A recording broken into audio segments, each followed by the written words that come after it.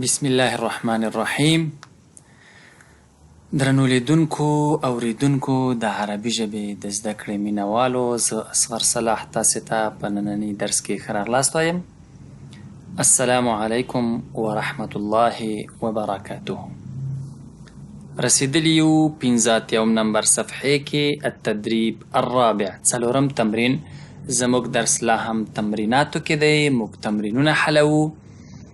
نن دی اکمل الحوار. په اکمل الحوار کې چې دی موږ الطالب الاول او الطالب الثاني دوه زده کوونکي په خپل منځ کې محاوره کوي. موږ عموما د دوه زده کوونکو نه د یو زده کوونکي سوال یا جواب لرو، یا سوال یې کړی وي جواب یې پاتې وي، یا جواب لري سوال یې پاتې وي. موږ به څه کوو؟ د اول به د دې دوړو جواب را پیدا کوو، بیا به د دې دوړو پیدا کوو، بیا به د دې. نو ښه طریقه یې دا چې تمرینات دي او تمرینات باید ټول تاسې حل کړئ. نو د همدې لپاره د هر مثال سره ویډیو سټاپ کوئ او بیا یې پلی کوئ، وګورئ چې تاسې سوال صحیح حل کړی دی که نه، اول به یې حلوئ. که چېرته نه پوهېږئ چې څنګه یې حل کړئ، نو اول مثال پرېږدئ چې زه یې ووایم، د هغې نه وروسته چې کله ما وویلې دې باندې پوه شئ، نو دوم مثال د ویډیو سټاپ کوئ، اول یې تاسې ووایئ، که چېرته غلط و پلی کوئ چې تاسې صحیح جوړ کړی دی که نه. راځو اولني مثال ته. په دې مثال کې جواب دی استيقظ عند الفجر، سحر کې راویښېږم د خوب نه. سوال باید څه وي؟ که چېرته موږ نه پوهېږو نو اول یې پښتو جوړو. پښتو کې څه وایو؟ استيقظ عند الفجر، سحر راویښېږم. نو پښتو کې سوال دا دی چې د خوب نه څه وخت راویښېږي. اوس به همدا سوال عربي ته څه وخت یا کله، دې ته عربي کې څه وایو؟ متى استيقظ، زه راویښېږم. که چا نه پوښتنه کوم چې ته څه وخت راویښېږې، بیا به څه وایم؟ متى تستيقظ، د خوب نه څه وخت کله راویښېږې. جواب یې څه دی؟ استيقظ عند الفجر. بل مثال ته ځو. دلته جواب شته دی، سوال نشته دی. اصلي الفجر في المسجد، د دې سوال به څنګه پیدا کوو؟ تاسې جوړ کړئ. اصلي الفجر في المسجد، د سحر لمونځ په مسجد کې کوم. نو سوال به څنګه را جوړیږي؟ د سحر لمونځ چیرته کوي؟ عربي کې دا سوال څنګه جوړو؟ أين تصلي الفجر، أين تصلي الفجر، د سحر لمونځ چیرته کوي؟ په درېیمه محاوره کې یا په درېیم حوار کې سوال دی او بخی جواب دی لا أنام بعد الفجر. لا أنام بعد الفجر، سحر نه وروسته یا د سحر مانځه نه وروسته نه ویده کېږم. نو سوال باید څه وي؟ آیا ته بعد الفجر یا د فجر نه وروسته ویده کېږې؟ آیا په عربي کې څه وایو؟ هل تنام بعد الفجر، آیا د فجر نه وروسته ویده کېږي؟ لا انام بعد الفجر.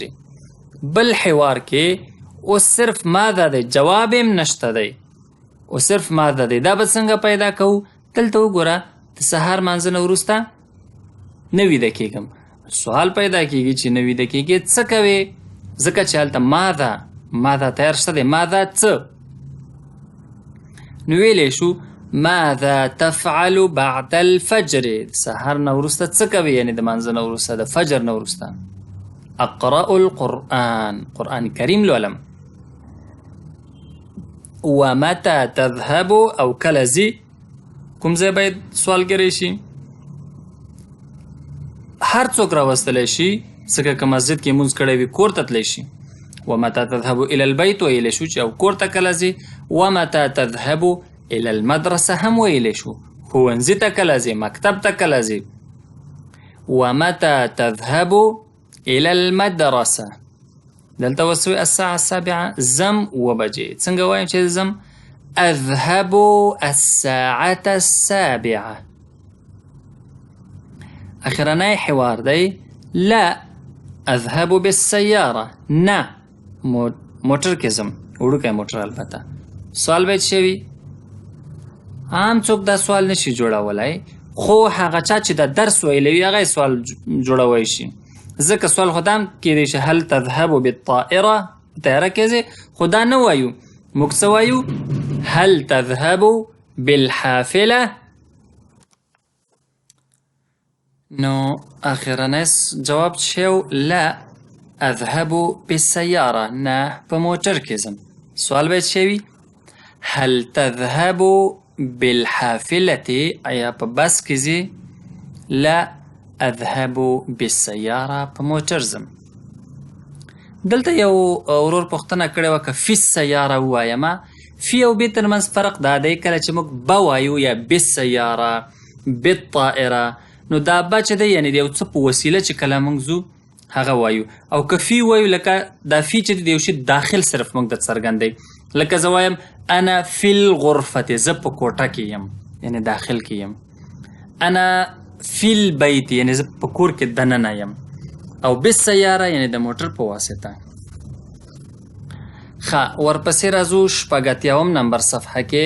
80 نمبر صفحه کې دی موږ سره التدریب الخامس، 5م تمرین دی. تبادل السؤال والجواب مع زملائك. یو ځل بیا تکراروم، همیشه یې تمریناتو کې تکراروم په دې هیله چې تاسې دپاره داسې خسته کن تمام نشي، په شوق یې ولولئ. تمرینونه باید ټول حل کو. دغه کتاب چې دی دا ډېر قوي او جید علماو د هغه چا لپاره جوړ کړی دی چې هغه غیر عرب دي، عجم دي، او ډیر ښه سیستم باندې برابر کړی. هغوی چې دا تمرینات پکې ایښي دي نو همدومره دا مهم هم دی. او بیا په دې تمریناتو کې هر مثال باید حل کو. که چېرته موږ یو مثال حل کو نور پرېږدو، په دې هر مثال کې تقریبا یوه بېله نقطه وي، یا د مذکر او مؤنث مسله وي یا د مفرد و جمع، یو نه یو نقطه پکې پټه وي. نو کله چې موږ ټول حل کو موږ ترې هم استفاده کولی شو، هم ترې خوند اخیستی شو. په 5م تمرین کې تبادل السؤال والجواب مع زملائك، سؤال او جواب تبادله کړئ خپلو ملګرو سره. الطالب الاول ورته وایي اصلي الجمعة في المسجد الكبير. نو سوال څه دی؟ أين تصلي الجمعة؟ بیا أين تصلي الجمعة؟ أصلي الجمعة في مسجد بلال. ښه، اوس دلته تمرین ستاسې څه دی؟ کار څه دی؟ يذكر كل طالب المسجد الذي يصلي فيه الجمعة. هم دلته ویډیو سټاپ کوي، تاسې خپل د جمعې لمونځ چې کوم خاص جومات کې کوي، یو خدای چې بیخي د چا طرف معلوم نه وي، کله یو جومات کله بل جومات. بعضې خلک د عقیدې په اساس، بعضې خلک د علم په اساس چې فلانکی عالم یا مولوي صاحب چې دی ډېر ښایسته تقریر کوي، ښه واز و نصیحت کوي، ښایسته عقیدوي مسایل بیانوي، نو همغه مسجد ته بیا همیشه ځي. نو دلته تاسې نه هر یو زده کوونکی په همدې ځای کې مثال وړاندې کوي چې د جمعې لمونځ په مثلا زه د جمعې لمونځ فلانکي مسجد کې کوم. دا جمله تاسې د خپل جومات نوم اخلئ او تکراروئ. ورپسې راځو بل مثال دی. استيقظ الساعة الرابعة، 4 بجې راویښېږم، البته د خوب نه. متى تستيقظ أنت؟ سوال دا دی متى تستيقظ أنت. استيقظ الساعة الخامسة. دا تقریبا داسې وړوکی غوندې تمرین دی. دلته به تاسې څه وکئ؟ دا ساعت وکئ چې څو بجې ښکاري دا به حل کوئ. دلته څو بجې دي، دلته څو بجې دي، دلته څو بجې دي. زه به ویډیو سټاپ کې خپله حل کې ووایي چې زه دومره بجې راویښېږم په دې ساعت کې چې څو بجې دي. بیا د هغې نه وروسته تاسې حل کوئ. ویډیو سټاپ اولی شئ او بیا یې تاسې کتلی شئ چې تاسې صحیح حل کړی که نه. استيقظ الساعة السادسة، 6 بجې. ما ته خو 6 بجې پکې ښکاري، نه پوهېږم څو بجې دي. انشاءالله چې 6 به وي، ځکه وړه ستندا ده، غټه هغه ده او دا د ثانیو والا ده. دلته استيقظ الساعة السابعة، استيقظ الساعة الثامنة، استيقظ الساعة التاسعة، استيقظ الساعة العاشرة. نو دا د خوبه په دغه بجو راویښېدل دي. د نن لپاره هم دومره درس بس دی. ونلتقي إن شاء الله في الدرس المقبل، وإلى اللقاء القادم. استودعكم الله والسلام عليكم ورحمة الله وبركاته.